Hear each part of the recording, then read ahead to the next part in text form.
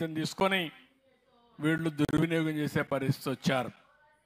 నేను అందుకనే వెరిఫికేషన్ చేయమన్నాను. నేను ఇచ్చే ప్రతి ఒక్క రూపాయి పేదవాడికి జరగాలి, పేదవాడి జీవితంలో వెలుగు రావాలి. దళారులు కానీ మధ్యవర్తులు కానీ డబ్బులుండే వాళ్ళకి కానీ ఇది రాకూడదనే ఉద్దేశంతోనే ఈ వికలాంగులందరి దివ్యాంగులందరివి వెరిఫికేషన్ చేయమన్నాం. ఆ వెరిఫికేషన్ చేస్తే వాస్తవాలు వస్తాయి. ఎవరైతే అర్హులుంటారో వారికి ఎంతైనా ఖర్చు పెట్టడానికి నేను సిద్ధంగా ఉన్నాను. అర్హులు కాని వాళ్ళు మాత్రం ఒకటే చెప్తున్నా, హెచ్చరిస్తున్నా, మీరు దుర్వినియోగం చేస్తే మిమ్మల్ని వదిలిపెట్టను, మిమ్మల్ని రికమెండ్ చేసిన కూడా వదిలిపెట్టనని చెప్పి కూడా హెచ్చరిస్తున్నానని చెప్పి కూడా నేను మీకు తెలియజేస్తున్నా.